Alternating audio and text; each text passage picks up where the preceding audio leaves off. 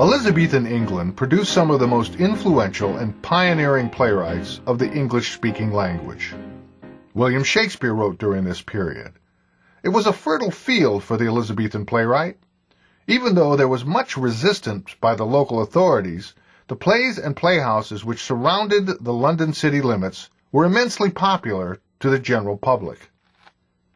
The influence of the Italian Renaissance made accomplishment in art and learning the goal of every ambitious Londoner.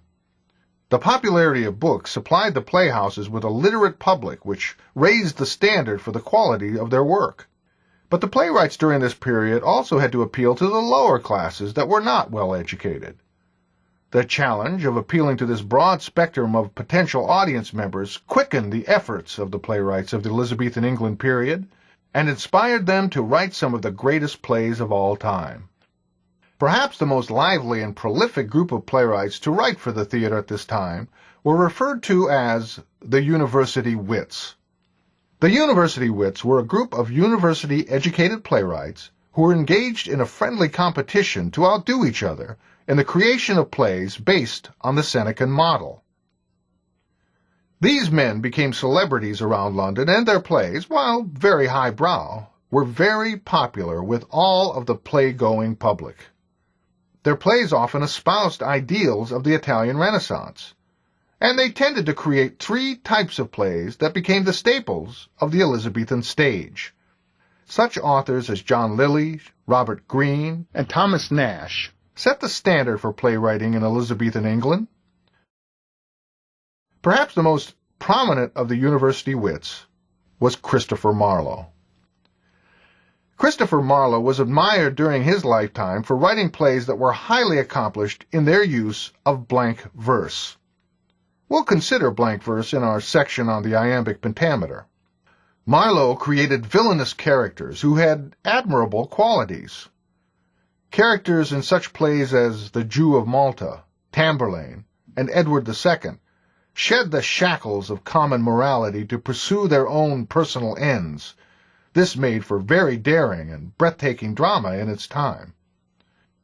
There were three types of plays in which Elizabethan playwrights excelled.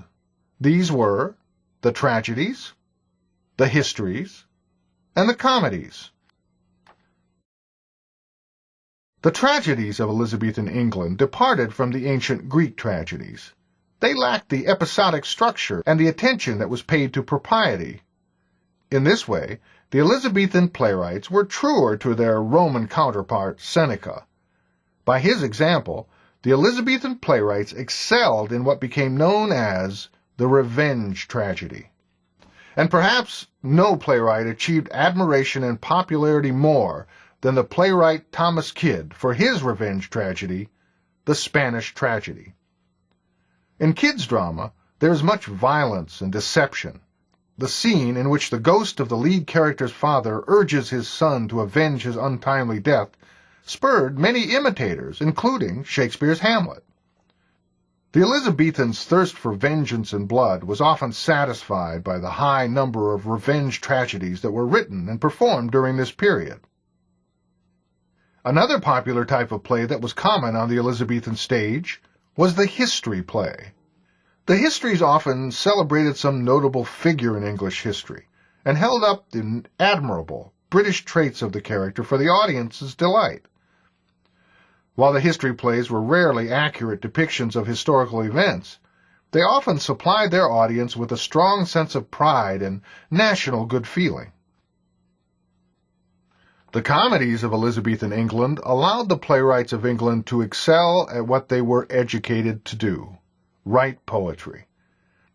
While the comedies of this period were similar to today's comedies in that they were designed to make their audience laugh, what set the Elizabethan comedies apart is their extraordinary use of the emerging English language. The English language, as we know it, came into existence during the Elizabethan period. Many playwrights were also poets who elevated the English language to its poetic height.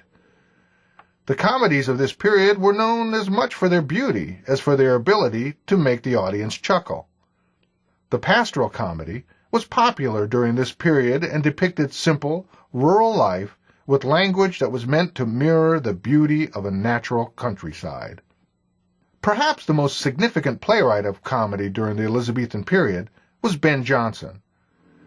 Jonson was a university-trained playwright, but he did not associate himself with the university wits. He was fiercely independent and popular.